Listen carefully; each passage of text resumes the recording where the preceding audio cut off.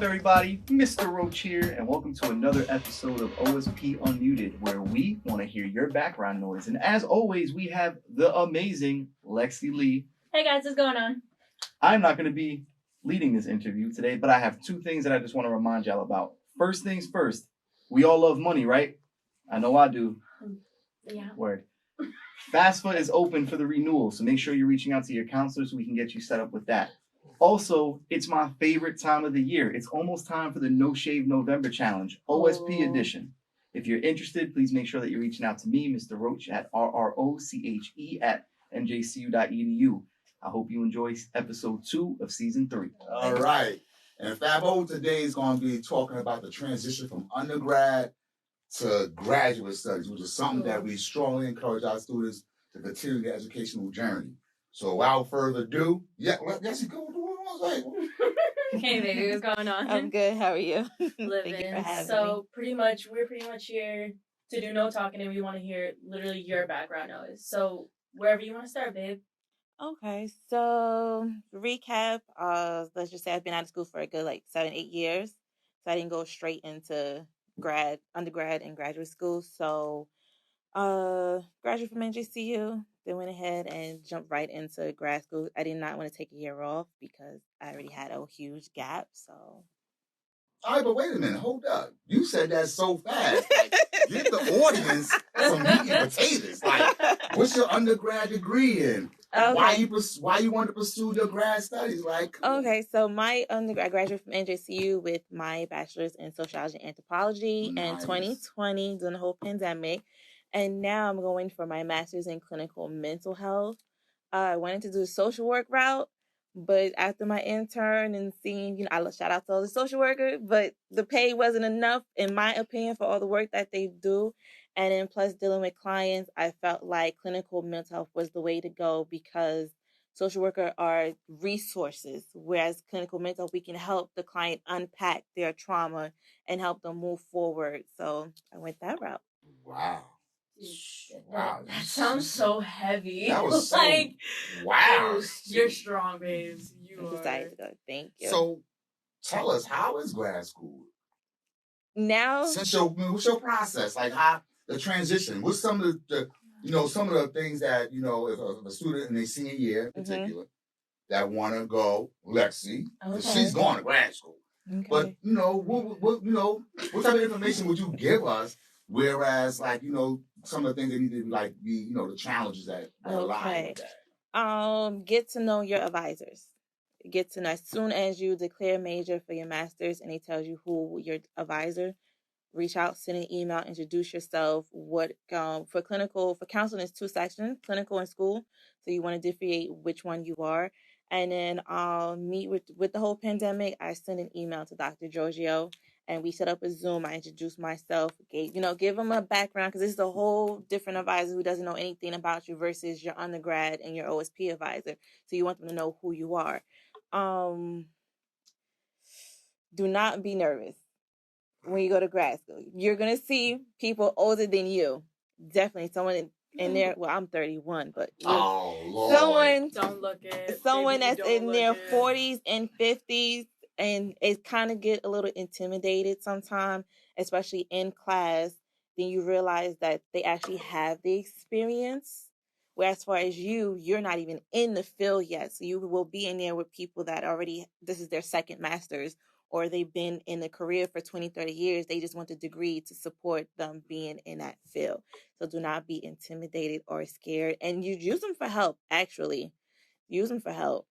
And network. You never know. So in other words, Son, you got a good relationship with your faculty advisor. Yes, I am so happy that OSP taught me that to reach out to your advisor and to introduce yourself immediately. So I did that with Dr. George, and it worked. Dr. Giorgio is so amazing. I'm not gonna lie. Dr. G.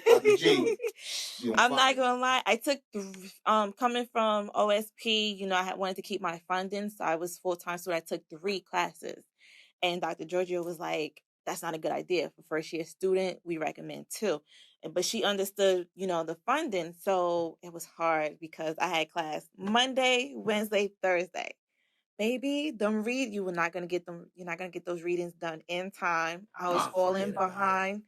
I was like, oh my gosh, like this is ridiculous. Then the APA format.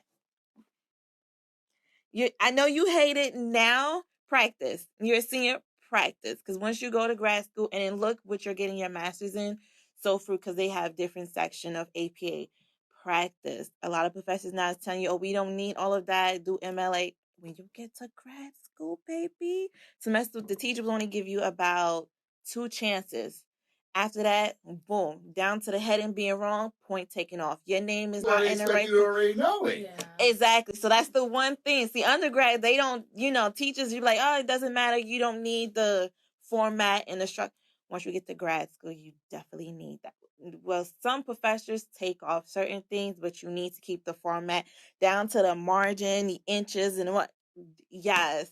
So that definitely prepare yourself for that once you go to grad school, because when I tell you my grades didn't really suffer. I did good for as an undergrad, but not as a grad student. I had 2 B- and 1 C. I'm like, okay, that's not.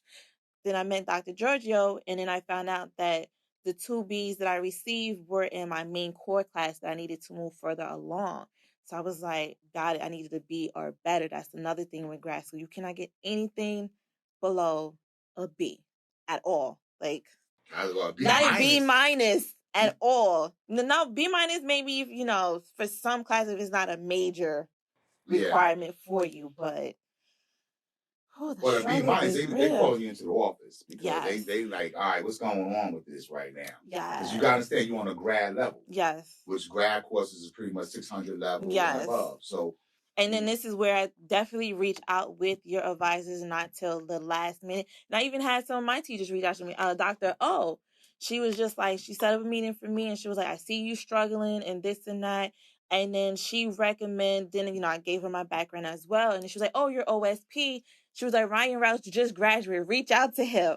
So I reached out to Ryan. I sent him one of my papers and then he was just like, this is what she's looking for. I was like, whew, thank God. So lucky for me. And then even though I had to retake her class, she gave me a B minus. She saw that I put in the effort. Mm-hmm. That's the thing. So when you reach out to your professors and, they see that you're actually trying, don't be scared to ask for help. That's what they're there for. And she was like, your last 2 paper was good. I seen the improvement. She was just like, it was just certain stuff like the quiz I could have done better. So she was like, since I have an advantage, she re-allowed me to do one of my papers to be strong in the quiz. And then, of course, do the same thing as I was doing before, talking and participating and everything. But that's very important. Reach out to your advisors. And then now this semester, I completed my first year. So got that out of the way. Nice, so nice. I'm entering my 3rd semester and 2nd year.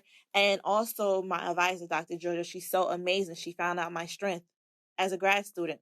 That's why it's important to reach out. She was like, my time being here in NJCU, she recommends that I take a hard class and an easy class versus me taking two hard classes. I was like, thank you so much. She found my strength, because I probably would have been like, I need to take this in order and get out the way. But immediately she found my strength, and she was like, moving forward, this is what we're gonna do. And I was like, thank you so much. Nice. Like, yeah, she's awesome. Thank you the whole so department, much. but Yes. Dr. G. Yes, and they are yes, and they will always check on you, and they can tell immediately when something is going on and when you're struggling. So they will. Some professors won't do that undergrad. They just be like, well, that's it. They will really put your time because you're going into the field. So they want you to have all the skills and knowledge. Yeah. And the same thing with me. Dr. O was like, don't be in a rush to graduate. I was like, I'm not in no rush. I've been out of school since my daughter was 7 when I went back. So I was out of school for 7 years. So I was like, I'm not really in a rush. I completed my undergrad. I'm so happy because that's something that I was supposed to get a long time ago. Now that I'm in grad school, it's like, I'm almost at the finish line, I think, but definitely. Nice. And it's undergrad it's a whole different.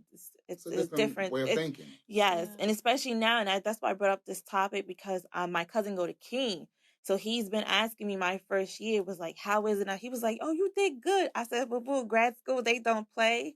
the papers are not really bad, in my opinion, because the teachers actually line it out for you. You just have to stay on top of it. And that's the only difference. Teachers will not remind you of anything. You actually have to constantly look at the syllabus. You have to look into your readings. You need to come prepared with your reading. You might just get a glimpse at the slides and the PowerPoint, like, oh, okay. Professor would literally read something out the textbook that was not in the PowerPoint to see if you caught your reading. If you didn't participate, breakout. Oh my goodness, when she put you guys into groups and start picking on you to see, yeah, it's a different feel. Okay.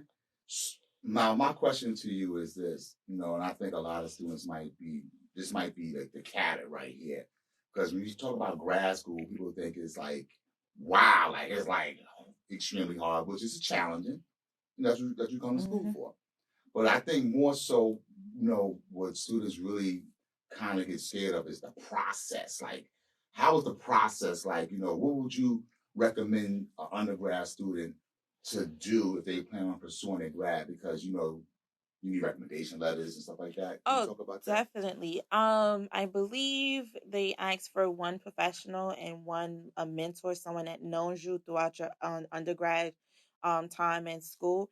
It is a process. So use this time to network, get to know whoever that you need to get to know, and then keep them updated. So like with OSP, I'm always letting them know what's going on, and they reach out to me to come back and talk to you guys.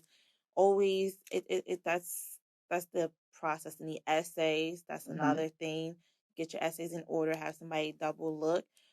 If you don't plan on going to graduate school after you graduate, because that's one of my cousins, she's taking a year off. And then I just told her, if you're taking a year or two off, network. Get out into the field, do something, because I don't know if on the essay, if it's 5 years or 2 years since you've been out of undergrad, what have you been doing with your time? They want to know what you've been doing outside of professional. So I just to get involved with something. If you don't know what you want to pursue your master's in immediately, but you have an idea, go out, network, intern, get a feel into if you want to do social work, see somewhere nonprofit organization, volunteer, see if that's where you want to do your final end goal. Psychology, you have to get out there and find out what you like. Don't just graduate with your bachelor's and you're just like, okay, I'm going to grad school.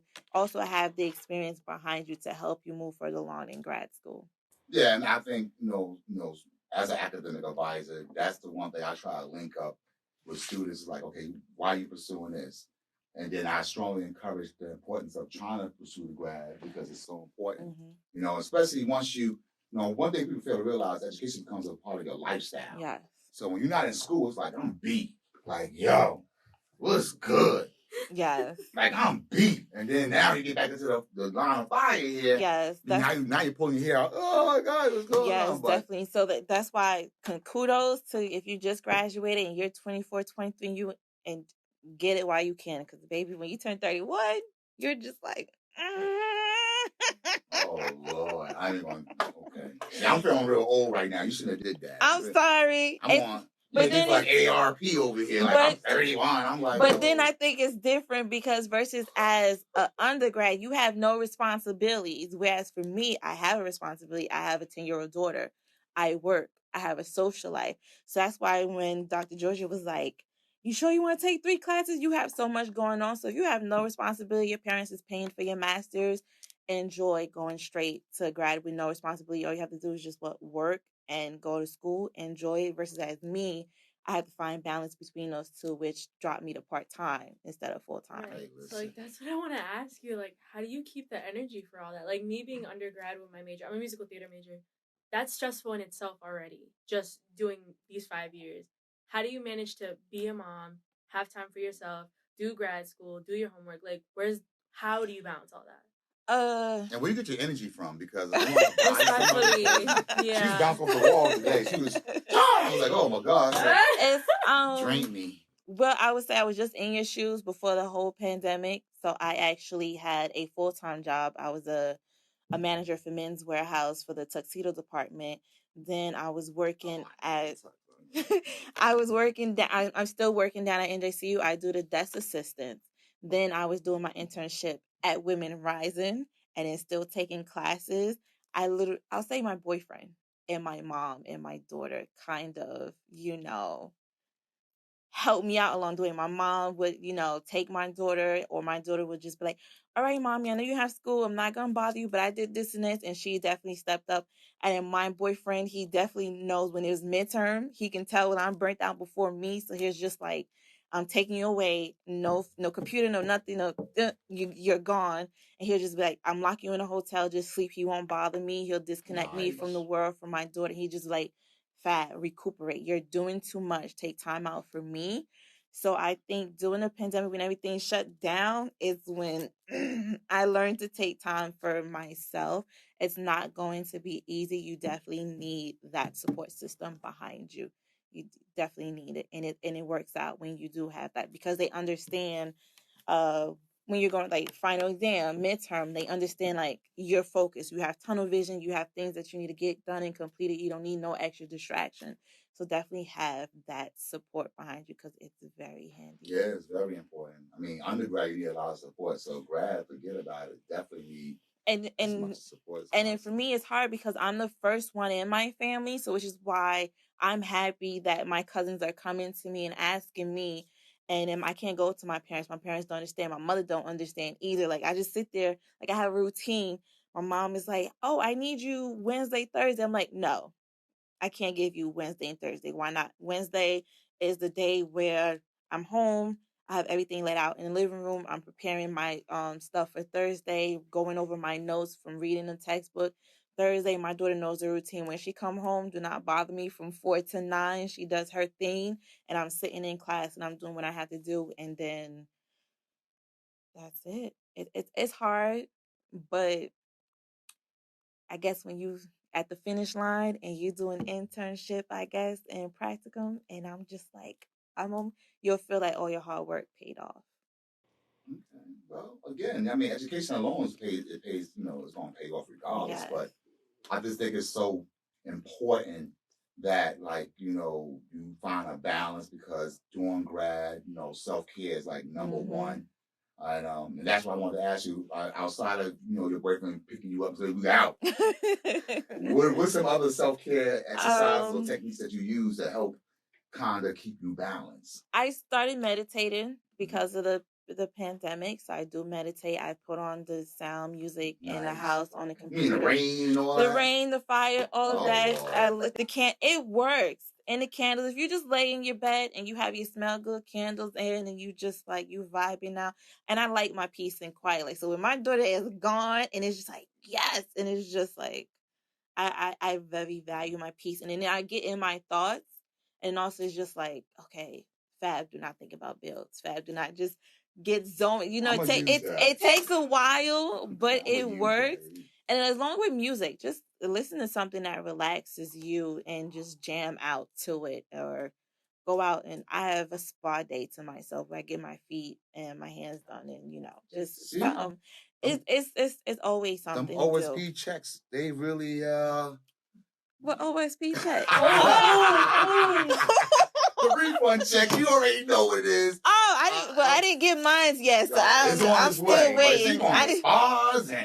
Oh, yeah, that's another thing. Oh, that's another thing. Step out your comfort zone and explore. I'm part of an organization called Black Girl Social Club. Nice. For North Jersey chapter, and we did a spa day in Edgewater, Sojo. Oh my gosh, I'm so happy I went. That's my go-to. Like, you get to relax, you get to massage, you get to pull, you just get to disconnect from everything. So you have to find what relaxes you. That's what I could say. You have to find what relaxes you. I just want to add on to that, because, I'm here to promote Groupon too. So I went on Groupon and got a coupon for King Spa. Mm-hmm. And I went in there, and this is 24 hours, 7 days a week. Some of those saunas, like massage places. Mm-hmm. And they was really trying to kick me out, because I was there for 8 hours. I didn't want to leave out of there, because you have the the pool, the aqua area. You got these different spa rooms, sauna rooms, and then I just found myself that day. I was like, and then you got a little restaurant there. I was like, I am not leaving till the sun go down. And I was there when the sun went up. So yeah. That's good. That's Soho and Edgewater. You pay for the whole entire day. So I believe during the weekday is 75 and on the weekend is 95, I should just go and do the weekday when it's not so crowded on the weekend. If you go on the weekdays, you get everything. I think the only thing you have to pay for when you check out is the food and the massage. That's it. But you have free access to everything and anything inside that facility, which is great. So it's like, definitely, if you need a day, and I believe they have a hotel attached to it. So if you want to get a hotel and it's been 2 days in the spa, make it a vacation. Make it a vacation. Yes, a day. Yeah. Take it. 24-hour vacation from here to there. Okay. I want it. We're gonna make sure you get it too. But I want also, can you talk about what you do like right now, currently? Because I mean that's very. I know you spoke about you working with a organization right now. Yes. So I'm still at Women Rising, where I did my internship as an undergrad. So I've been moved around since the whole pandemic and everything. So I first was underneath Youth and Family Services, doing supervised visitations and, DCP. And then now I am moved. I work underneath the Workforce Development, Rosemary and Linda, and we're helping the clients with the whole COVID pandemic application and everything, and then giving them the resources to get back into the situation of things after the pandemic. So case manager, office assistant. I have so many titles behind me, so it can't even make the place run. Yes. Nice. Help. Yes. Okay. And how does this counseling degree fits into that, into what you do, or you plan on taking that and expanding it? Well, it did help with grad school for the simple fact when I took ethics. So I was already ahead of the game when I started taking ethics, because I was like, oh, I was doing this already. I know, the sign of the confidentiality form and everything, just putting a professional word to it, where versus in the workplace, it was just like, here, you just get the client to sign, boom, boom, boom. So that it kind of helped. Now with the whole pandemic, I kind of wish that I was seeing clients more and actually like putting I'm taking counseling. So I kind of wish that I had the opportunity to actually try to put my skills out into real life. But we'll see what happens. I am looking to venture off and then go somewhere else to actually definitely be in the counseling field. Okay. It's just this whole conversation. I'm just like so zoned in. Sorry if I'm like not saying anything. I'm just so zoned in. That's the whole point. Her eyes is watering. She's like, that's the whole point, because I just felt when I sent out the email for this topic, I just felt like it's not talked about, or if it is, a lot of family members are not telling, what they went through and what their experience are, versus with me, I was like, you know what? Let me get back to OSP. Let me, y'all seniors. You're welcome. I was like, seniors, and this is a difficult time because it doesn't just stop there. And then you will always have your OSP family support, but you're not going to have it when you get to grad school. So, which is why I'm just like, I'm always forever thankful that I can just send an email and then, Ryan, can you look at this? And he respond back outside, or Mrs. Graham, like, can you help me out with this? And so that's the one thing, always keep OSP with you. And you don't know if OSP knows somebody where you going or who, like, we both in the counseling. So he has some professors I haven't taken yet. And he's like, oh, I already know this is what to look out for. So it always works out. Can I share this? Okay. I'm going to share this. I was going to keep this on the low. Okay. So one Friday, I'm in the supermarket. Getting me some snow crab legs, and I see Fab in there. She's like, John, I got Dr. O. I'm like, yo, baby, listen, the school is over right now. Like, I'm trying to get this meal. But we had a counseling session in Acme. So that's how it gets. You just have to be there. Like, like you said, you got to Ryan, Miss Graham, Miss Lopez. But she saw me in Acme, and we had a counseling session. So thank you. I just want to throw it out. I was going to keep that on the low, but... Look, we wasn't in person, so it's just like, let me just take advantage real quick, like. But you know what? Knowing that you just started the program, and I'm like halfway through, I just felt it was, my duty just to make sure that I lower your anxiety. Yes, because you had your daughter. Your daughter was like, Mommy, I'm like, all right, I'm trying to keep $20 for crab legs, and you're like, I'm doing tuition I remember counseling. that. But I just felt it was just I just had to share that with you so to lower Yes. anxiety. And that's why networking and is very important. I also have Chantel Rivera. She just graduated. So I work with her in the dorm in West Campus, and she was like, she just graduated. She was just like, she can help me with textbook, anything. She's taking a professor. She can tell me what they're looking for, and versus, and then that's what you need, because you don't know who these professors are. They're in their professor 20, 30 years behind them. And it's just like, and everybody teach differently. So you know what to expect from who's laid back, who is very serious, and who wants what done in a certain way. So it doesn't hurt to reach out and be like, are you taking this class? Or can you speak to this? Or do you know how this professors? It doesn't hurt. And I think once you grew up with the right people, it's like a movement. Everybody moving the same way. And, you might not have the students the same, each semester, but y'all in some way keep in contact. So definitely. And it was people who, that was at my daughter's school that graduated, that was in, I was like, oh, okay. So it works out. Once you see, and then another thing, once you get into your grad school, remember the faith. So I'm in clinical mental health, and school counselors kind of blend, but I kind of put who is doing in my field, because that's who I'm going to end up probably seeing in clinical mental health courses. And then just network, befriend them, exchange numbers, because you guys are in this process together. You guys are growing together. It might not be this, you might not take the same path, but you guys are going, you will bump heads. Yeah. So, we're about to finalize this session right here. What would be one piece of valuable advice that you could share with the students? That's, you feel is, Take your time. I think once we get our bachelor, we're just like, yes, we're getting our master's. Take your time, absorb everything, knowledge and absorb everything, the experience, the network. This is a different level, and then take advantage of your academic advisors and your professors. They're there to help you. They're preparing you to actually put in your skills into the workforce. So don't be in a rush. And I know me, I'm not in a rush. I'm like 2, 3. Man, if it takes me another year, 2, 3 years, I've done it, and I finished, and I learned something throughout the process. So take your time. Don't rush. It's no rush. Okay. Well, with that being said, let's see what you want. That's it, right? Alrighty, guys. Thank you guys so much for watching, and see you next week for episode. Thank you guys for having me. 3, 4. And thank you, Fabi, for coming. Shout out to Fabo. You're welcome. Totally proud of you. Thank you. Have support. I'm thinking about it. All right. Thank you.